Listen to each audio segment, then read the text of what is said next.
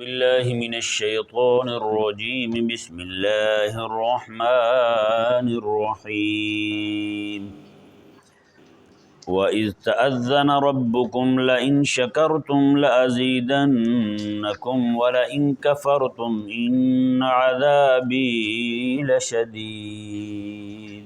سبحان اللہ۔ یہ ذہن میں رہے کہ حضرت سیدنا موسیٰ علیہ السلام پر نازل ہونے والی کتاب، چونکہ کتابیں جو ہوتی تھیں ان کے شاگرد حضرت موسیٰ علیہ السلام کے اور حضرت عیسیٰ علیہ السلام کے، وہ اپنے ہاتھ سے نقل کرتے تھے کتاب آگے اپنے پاس محفوظ رکھنے کے لیے، تو انہوں نے اپنی کتاب میں یہ بات بھی لکھی کہ حضرت سیدنا موسیٰ علیہ نبینا و علیہ السلام کا یہ جو کلام ہے یہ آپ نے خطبۃ الوداع کے طور پر دیا تھا، آخری خطبہ جو دیا اپنی قوم کو اپنے وصال شریف سے پہلے، وہ وادی تیہ میں جہاں ملک شام کی طرف جا رہے تھے جہاد کے لیے، تو راستے میں سارے اڑی کر گئے، رک گئے، انہوں نے کہا جی ہم تو نہیں جاتے، تو اللہ تبارک و تعالی نے ان کو راستہ بھلا دیا، 30 سال پورے ایک ہی وادی میں بھٹکتے رہے۔ تو حضرت سیدنا موسیٰ علیہ نبینا و علیہ السلام کا وصال بھی ہو گیا، حضرت ہارون علیہ السلام کا بھی ہو گیا، اور جتنے پرانے بوڑھے تھے جو اس طرح کی اڑپھس کرنے والے تھے وہ بھی سارے روانہ ہو گئے۔ حضرت سیدنا یوشع بن نون علیہ السلام جو ہیں، آپ پھر لوگوں کو لے کر، پیچھے جو جوان تیار ہوئے ان کو لے کر کے آپ جاتے ہیں، پھر شام کو فتح کرتے ہیں، قوم جبارین کو قتل کر دیتے ہیں، باقیوں کو بھگا دیتے ہیں وہاں سے۔ اس طور پر ملک شام جو ہے وہ حضرت یوشع بن نون کے ہاتھوں فتح ہوا۔ تو آیت نمبر 2 یعنی آیت نمبر 6 اور 7 اور آگے جو ہیں آیات کریمہ کچھ، یہ ساری کی ساری حضرت سیدنا موسیٰ علیہ نبینا و علیہ السلام کے آخری خطبہ کا حصہ ہیں، آخری خطبہ کا حصہ ہیں۔ یہ تو مختصر سا یہاں بیان ہوا ہے، اس کے علاوہ بھی بہت ساری باتیں انہوں نے نقل کی ہیں حضرت سیدنا موسیٰ علیہ نبینا و علیہ السلام کی، کہ آپ نے اور بھی بہت ساری باتیں انہیں ارشاد فرمائی تھیں آخری خطبہ کے اندر۔ اللہ تعالیٰ نے ارشاد فرمایا کہ حضرت موسیٰ علیہ السلام نے کہا وَإِذْ تَأَذَّنَ رَبُّكُمْ لَئِن شَكَرْتُمْ لَأَزِيدَنَّكُمْ، فرمایا کہ اور جب تمہارے رب نے اعلان کر دیا، تمہیں اطلاع دے دی، کس چیز کی؟ لَئِن شَكَرْتُمْ لَأَزِيدَنَّكُمْ، اگر تم شکر کرو گے میری نعمتوں پر تو میں تمہارے لیے نعمتوں کو بڑھا دوں گا، تمہارے لیے نعمتوں کو بڑھا دوں گا۔ ہاں وَلَئِن كَفَرْتُمْ إِنَّ عَذَابِي لَشَدِيدٌ، اور اگر تم ناشکری کرو گے، کفر کرو گے، کفران نعمت کرو گے تو پھر میرا عذاب جو ہے وہ بہت سخت ہے، میرا عذاب بہت سخت ہے۔ یہ ذہن میں رہے کہ تھوڑا سا اس آیت مبارکہ پہ کلام کرتے ہیں۔ سب سے پہلے یہ ذہن میں رہے کہ شکر کہتے کس کو ہیں، اس کا مفہوم بارہا بیان کیا جا چکا ہے، مفہوم بھی اور اس کا لازمہ بھی۔ اس کا مفہوم یہ ہے کہ سب سے پہلا کہ جو نعمت دینے والا ہے یعنی خالق اور مالک جو حقیقی منعم ہے، نعمت ملنے پر اس کی قدر اور اس کی عظمت دل میں بیٹھ جائے، نعمت ملنے پر اس کی قدر اور عظمت دل میں بیٹھ جائے، یہ، اور اس کے بعد اس نعمت کو راہ حق میں خرچ کیا جائے، حلال مدات میں خرچ کیا جائے، ہاں جی، حلال کام ہے، گھر کی ضرورتیں ہیں، بچوں کی ضرورتیں ہیں، گھر والوں کی ضرورتیں ہیں، اپنی ضرورت ہے، اپنی ضرورتوں میں خرچ کیا جائے، اس کو حرام کاموں میں خرچ نہ کیا جائے، حرام کاموں سے بچایا جائے، حلال میں خرچ کیا جائے، اور ساتھ ساتھ اس کے اللہ تبارک و تعالیٰ کے دین کے غلبے کے لیے خرچ کیا جائے، جی۔ اور آخری بات جو ہے نا وہ یہ ہے کہ خالصتاً اسے اللہ کا انعام سمجھے، اللہ تعالیٰ کی طرف سے عطیہ سمجھے، یہ نہیں کہ اپنی محنت کا کمال، اپنی عقل کا کمال، اپنی تعلیم کا کمال سمجھے۔ اگر وہ ملنے والی دولت اور نعمت جو ہے اس کو اپنی عقل کا کمال سمجھے گا، اپنے فن کا کمال سمجھے گا، تو حقیقت کے اندر وہ بندہ اللہ کی ناشکری کرنے والا ہے، اللہ تعالیٰ کی نہ شکری کرنے والا ہے۔ آج آپ دیکھتے ہیں کتنے سارے ہیں بڑے بڑے اہل فن ہیں، بیچارے رلتے پھرتے ہیں، نان شبینہ کے بھی محتاج ہیں بیچارے، ایک رات کی روٹی ان کو میسر نہیں ہے، بڑے پریشان ہیں، اور کئی کھا رہے ہیں تو نکمے لوگ ہیں، بالکل ان کو کوئی پتہ نہیں ہے، وہ بڑے زبردست طریقے سے کھا رہے ہیں۔ نکمے مطلب یہ ہے کہ کچھ پڑھا نہیں ہے انہیں، کچھ سمجھ نہیں ہے انہیں، تو وہ بھی اچھی بھلی اتنی دولت ان کے پاس ہے کہ آپ کی سوچ بھی نہیں ہے۔ اور یوں بھی آپ دیکھ سکتے ہیں کہ ایک بندہ وہ ہے جو اتنا پڑھ لکھ کے بھی اس کے پاس کچھ نہیں ہے، ایک بندہ وہ ہے کہ جناب وہ پیدا ہوا اس نے کچھ بھی نہیں کیا، امیر گھر میں پیدا ہو گیا اور اتنے سارے کروڑوں اربوں روپے کا وارث بن گیا۔ ہاں جی، اس کی اپنی محنت تو کوئی نہیں نا، کہ اپنی محنت سے جناب رجسٹری کروا کے اس گھر میں پیدا ہوا جو امیر گھر تھا۔ غریب جو ہے بیچارے کے کاغذ نہیں بن سکے تھے، تاں غریبوں کے گھر میں پیدا ہو گیا بچہ، ایسا تو بالکل نہیں ہے نا، یہ تو محض اللہ تعالیٰ کا فضل ہے، اللہ تبارک و تعالیٰ جہاں جس کو رکھ دے۔ تو اس لیے جو بھی بندے کے پاس نعمت ہے نا، تو اس بندے کو چاہیے کہ وہ اللہ تعالیٰ کا انعام سمجھے، یہ شکر کی حقیقت ہے۔ اگر وہ اپنا اس میں علم کا زور، اپنی عقل کا زور، اپنی دانائی کو، اپنے فہم کو، اپنے شعور کو، اپنی محنت کو کہتا ہے جناب یہ میرا جو ہے نا وہ محنت کا سبب ہے، محنت کا وسیلہ ہے، تبھی مجھے مل رہا ہے، تو یہ بھی ناشکری ہے، یہ کیا ہے؟ ناشکری ہے۔ اسی طرح شکر کا لازمہ کیا ہے یہ بھی ذہن میں رہے۔ شکر کا لازمہ جو ہے نا جی، کوئی بھی بندہ کسی پر انعام کرتا ہے نا تو وہ بندہ پھر اس کی اطاعت کرتا ہے، وہ بندہ کیا کرتا ہے؟ اس کی اطاعت کرتا ہے۔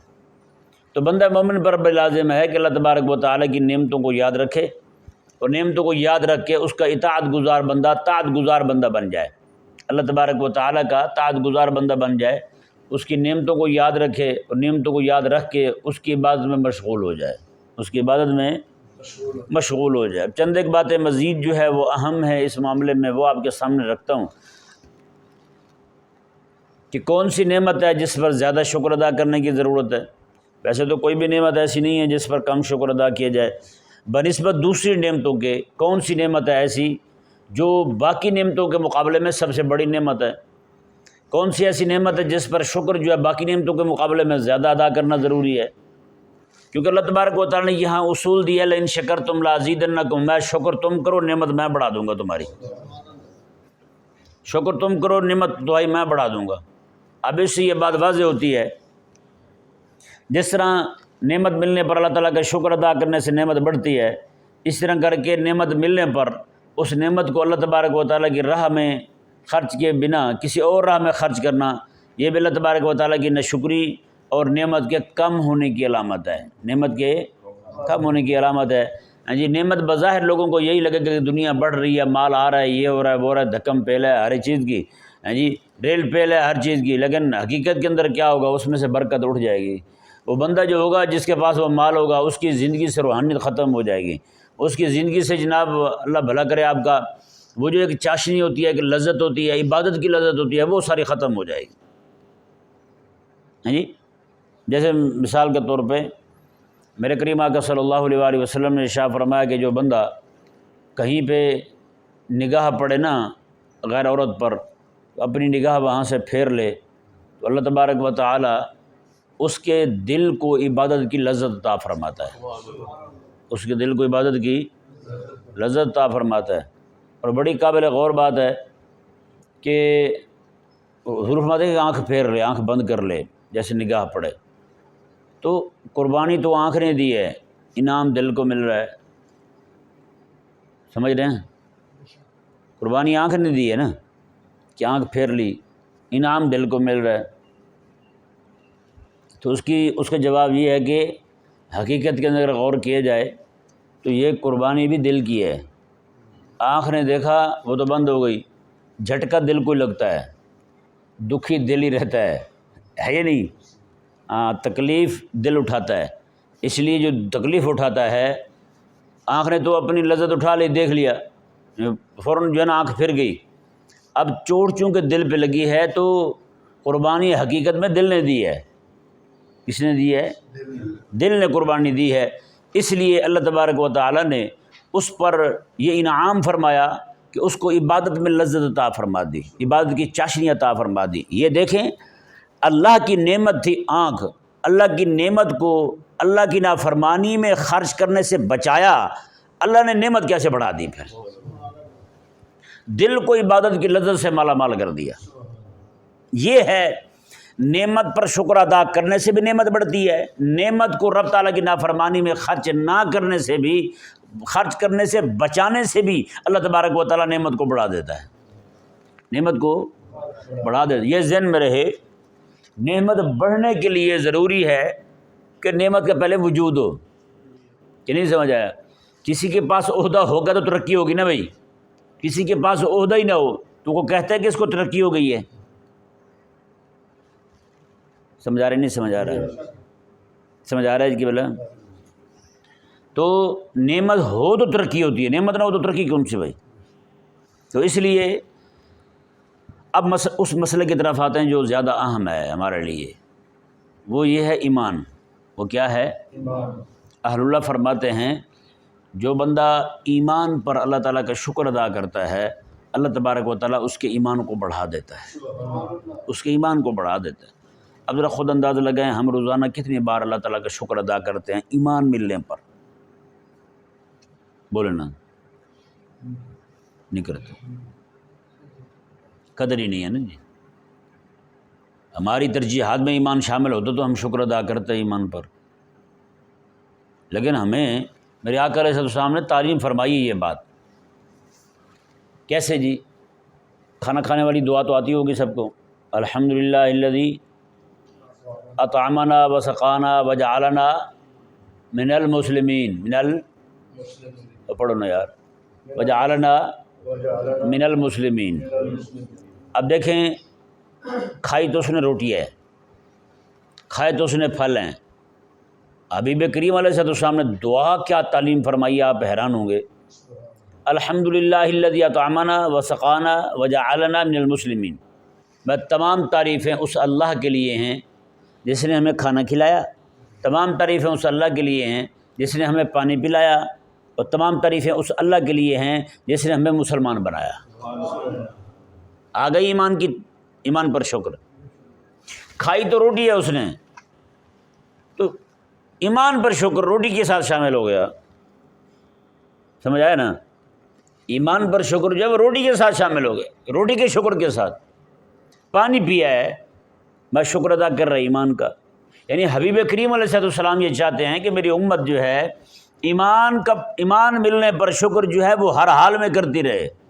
جب روٹی کھا کر ایمان ملنے پر شکر ادا کرنا ضروری ہے تو نماز پڑھنے کے بعد وہاں پہ شکر ادا کرنا ایمان کا کیوں ضروری نہیں ہوگا یار؟ بتائیں، وہاں تو کام ہی ہم یہی کر رہے ہیں نا، ایمان کا لازمہ جو ہے عبادت ہم اس سے ادا کر رہے ہیں۔ نماز پڑھنے کے بعد ہم اللہ تعالیٰ کی بارگاہ میں دعا کریں، مولا تیرا شکر ہے تو نے ہمیں مسلمان بنایا، تو نے ہمیں مومن بنایا۔ صبح صبح اٹھے نیند کی نعمت پا کر کے بندہ یہ دعا کرے، مولا تو نے مجھے ایک بار پھر زندگی عطا فرمائی، تیرا شکر ہے، تیرا شکر ہے تو نے مجھے رات بھی مومن رکھا تھا، آج پھر صبح بھی تیری ذات پر ایمان رکھنے والا ہوں۔ کل رات بھی سویا تھا، تیرے حبیب کا غلام تھا، آج اٹھ رہا ہوں تیرے حبیب کا غلام ہی اٹھ رہا ہوں۔ ہاں جی، یہ پچھلے پر بھی شکر ادا کرے نعمت ملے رہنے پر، اور آگے کے لیے بھی مزید توفیق مانگے۔ یا اللہ آگے میرے جتنے بھی دن میری قسمت میں لکھے ہیں، جتنے ایام لکھے ہیں، جتنی راتیں لکھی ہیں، میری قبر کی رات تک میرے ایمان کی حفاظت فرما، ہاں جی، اور حشر تک میرے ایمان جو ہے وہ محفوظ رہے، میرا ایمان محفوظ رہے، میرے بچوں کا ایمان محفوظ رہے۔ بتائیں نا یار، روٹی کھانا چھوٹا سا کام ہے نا، تو وہاں پہ آقا علیہ السلام جو ہے نا وہ ایمان کے ملنے پر شکر ادا کرنے کی تعلیم فرما رہے ہیں کہ یہ بھی دعا کرو اللہ تعالیٰ کی بارگاہ میں، الحمدللہ الذی جعلنا من المسلمین۔ تمام تعریفیں اس اللہ کے لیے ہیں جس نے ہمیں مسلمان بنایا، مطلب یہ کہ ہمیں موحد بنایا، ہمیں ختم نبوت کا ماننے والا بنایا۔ ہاں جی، اللہ تعالیٰ کا عذاب آتا اور ہم پکڑے جاتے، نعوذ باللہ، 1000 بار نہیں کروڑوں بار نعوذ باللہ، کوئی قادیانی ہو جاتا پھر کیا بنتا؟ بتائیں، کتنے لعنتی ہوئے پھرے ہیں قادیانی یار۔ کتنے لوگ ہیں ان کا ایمان سلب ہو گیا، ایمان چھن گیا، ملحد ہو گیا، بے دین ہو گئے۔ یہ آج ہی پچھلی رات کو ایک دوست کا میسج آیا، اس نے اسکرین شاٹ بھیجے تھا فیس بک کا، وہ پوچھ رہے تھے، ایک ملحد آدمی ہے نعوذ باللہ، وہ کہہ رہا تھا خبیث، کہتا ہے ویسے تو میں ملحد ہوں لیکن میں پھل کاٹتے ہوئے بسم اللہ پڑھ لیتا ہوں تاکہ پھل میٹھا نکل آئے، کہ اس کے بارے میں کیا حکم شرع ہے؟ میں نے کہا جب وہ کہہ رہا ہے کہ میں ملحد ہوں تو پھر حکم شرع اس پہ کیا لگے گا؟ حکم شرع تو اہل ایمان پہ لگتا ہے، پتہ ہے نا جی. یعنی کہ ایسے ایسے لوگ جو ہیں وہ ملحد ہوئے پڑے ہیں، خدا تعالیٰ کے انکاری ہوئے پڑے ہیں. آپ سوچ بھی نہیں سکتے کہ اس وقت جو ہے وہ جو ایلومیناٹی والے جو ہیں ان کے چرچ تعمیر ہو رہے ہیں باقاعدہ، ٹھیک ہے نا. باہر یورپ میں بہت زیادہ ہیں، ہندوستان میں بھی کافی ہیں، پاکستان میں جو ہے نا وہ 4 بن چکے ہیں. کتنے بن چکے ہیں؟ 4 بن چکے ہیں. اور ان کے اوچھے ہتھ کنڈوں میں کیا ہے، نعوذ باللہ من ذالک. میں آپ کے سامنے اس کے حقائق رکھوں تو آپ دنگ رہ جائیں، دماغ پکڑ کے بیٹھ جائیں. اتنی حالت جو ہے نا وہ نازک ہو جائے، سچی میں کہہ رہا ہوں. سب سے پیارا بندہ جو ہے نا اس کی قربانی لیتے ہیں. سب سے پیارا بندہ، جس بندے کو یہ زیادہ تر لڑکے جو ہے نا وہ لڑکے اور لڑکیاں یوٹیوب والے، فیس بک والے جو اپنے لیے جناب مشہوری چاہتے ہیں وہ والے اس طرف جا رہے ہیں.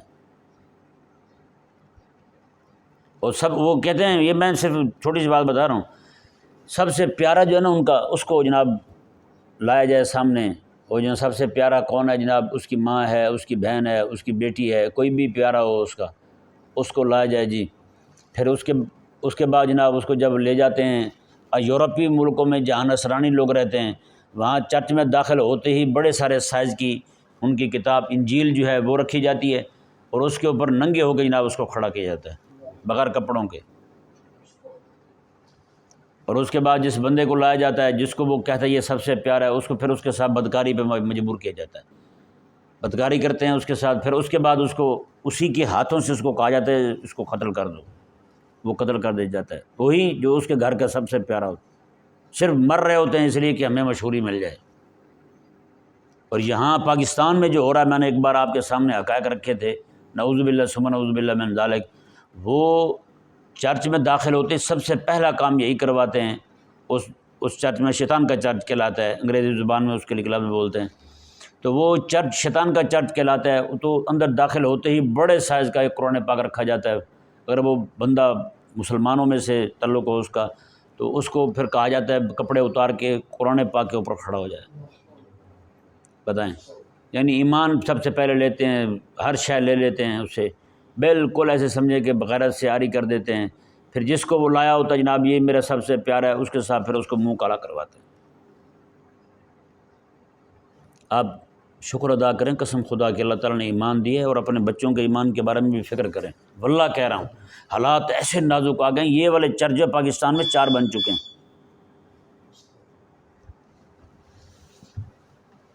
ہر بندہ جو ہے نا وہ فکر کرے اپنے بچوں کے ایمان کی. سچی کہہ رہا ہوں، ہمیں پتہ ہی نہیں ہوتا کہ ہمارے بچے کیا پڑھ رہے ہیں، ہمارے بچے کیا کر رہے ہیں. ہم نے بچوں کو بڑے موبائل لے کے دے دیے ہیں جی، پڑھنے والے بچے، اور ان کے ہاتھ میں موبائل آ گیا، رات دن جناب موبائل پہ لگے ہوئے ہیں. اماں بھی راضی ہے جب بچہ موبائل دیکھ رہا ہے، یہ نہیں پتہ اس کی پڑھائی کا بیڑا غرق ہو رہا ہے، پڑھائی سے فارغ ہوئے جا رہا ہے بچہ.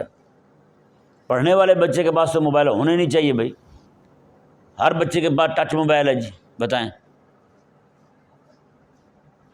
جتنا بیڑا غرق ہو، جتنا پھر فتنوں میں، جتنا جناب ان کو کفر کی طرف دھکیلا ہے، اسی موبائل نے دھکیلا ہے. میں سچی کہہ رہا ہوں.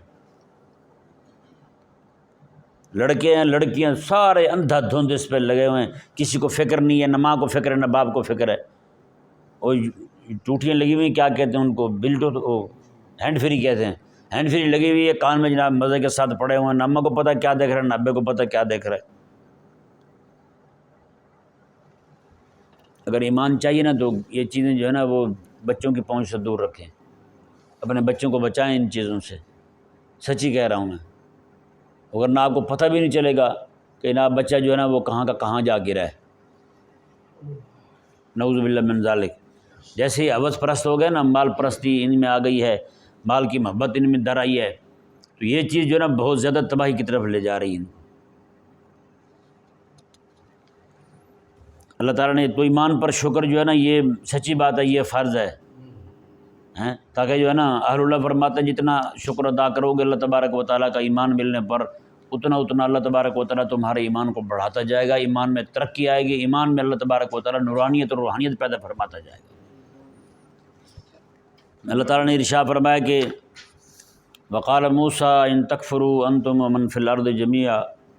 حضرت موسیٰ علیہ السلام نے فرمایا کہ لوگوں سنو، اگر تم ان تکفر، اگر تم ناشکری کرو، تم بھی ومن فی الارض جمیعا، اور جتنے بھی لوگ زمین میں سارے کے سارے رب کے نہ شکر کر بن جائیں، سارے کے سارے اللہ تبارک و تعالیٰ کے نہ کفر کرنے والے بن جائیں، فما فإن اللہ لغنی حمید، میرا رب تو بے نیاز ہے، پھر بے نیاز ہے، تمہاری عبادت کی اسے کوئی ضرورت نہیں ہے، تمہاری عبادت تمہارے لیے ہے، تمہیں اس نے اپنی بارگاہ میں جھکنے کا کہا ہے، تو تمہیں عزت دینے کے لیے کہا ہے، تمہیں ذلت سے بچانے کے لیے کہا ہے، اس نے اپنی بارگاہ میں تمہیں جھکایا ہے، یہ اس کا احسان ہے تم پر، تمہیں شکر ادا کرنا چاہیے، وگرنہ کتنے سارے لاکھوں لوگ کروڑوں لوگ ہیں جو جناب بتوں کے سامنے جھکے پڑے ہیں، اور کروڑوں کی تعداد میں بت ہیں ان کے، یہاں جھکے وہاں جھکے، یہاں جھکے وہاں جھکے ہیں۔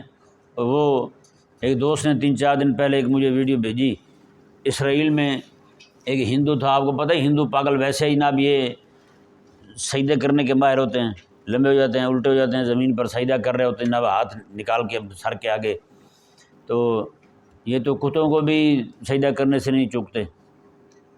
بڑا عرصہ پہلے جو ہے نا، جب یہ میں اس پہ کام کر رہا تھا تو اس وقت تحریر دیکھیے کہ وہاں ہندوستان میں ایک مندر ہے کتے کے نام کا، جی کتے کی وہاں پہ مورتی بنی ہوئی ہے، تو اس کی پوجا کرتے ہیں۔ اس کے سبب کو جب پڑھا تو وہاں لکھا ہوا تھا کہ یہ کتا جو ہے نا ایکسیڈنٹ میں مر گیا تھا، انہوں نے اٹھا کے پھینک دیا، دوسرے دن دیکھا پھر وہاں پڑا ہوا تھا، پھر اٹھا کے پھینک دیا، تیسرے دن دیکھا تو پھر وہاں پڑا ہوا تھا، تو کہتے ہیں انہوں نے کہا یہ تو بھگوان ہے بھائی، یہ کیا ہے؟ بھگوان ہے۔ لوگوں نے اس کو سجدے کرنے شروع کر دیے، یعنی جہاں اتنا ہو سکتا ہے جس کی زمین میں پھینکتی ہوں وہ آگے پھینک جاتا ہے اس سڑک پر ہیں، انہوں نے اس کو خدا مان لیا، پھر تو اس کو مانو جو اٹھا کے واپس لا رہا ہے، نعوذ باللہ من ذالک۔ کتا اتنا بھگوان تھا وہ مرا ہی کیوں؟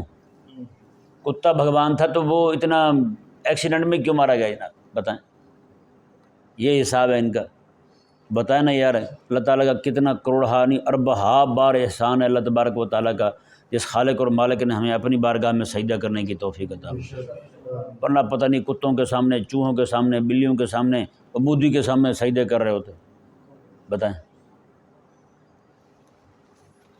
اللہ تعالیٰ نے ارشاد فرمایا کہ ومن فی الارض جمیعا، تم بھی، موسیٰ علیہ السلام نے فرمایا تم بھی اور تمہارے ساتھ جتنے بھی زمین میں ہیں سارے کے سارے رب کے ناشکرے بن جائیں، فإن اللہ غنی حمید، لغنی حمید، بے شک اللہ تبارک و تعالیٰ تو ضرور بھی ضرور وہ بے نیاز بھی ہے، حمید، اور اللہ تبارک و تعالیٰ تعریف کیا ہوا بھی ہے، اس کو نہ تمہاری تسبیح کی حاجت ہے نہ اس کو جناب تمہاری تعریف کی حاجت ہے، وہ خالق اور مالک تو عظمت و شانوں والا ہے، اس کی شانیں اونچی ہی اونچی ہیں، اس کی شانیں وراء الورا ہیں، لہذا تم جو کچھ بھی کرتے ہو، تسبیح تم پڑھتے ہو، میرا اللہ پاک تمہیں کر دیتا ہے، ہاں تکبیر تم پڑھتے ہو، اونچا اللہ تعالیٰ تمہیں کر دیتا ہے، ہاں یہ سارا کچھ تمہارے لیے ہے، اللہ تبارک و تعالیٰ سمجھنے کی توفیق عطا۔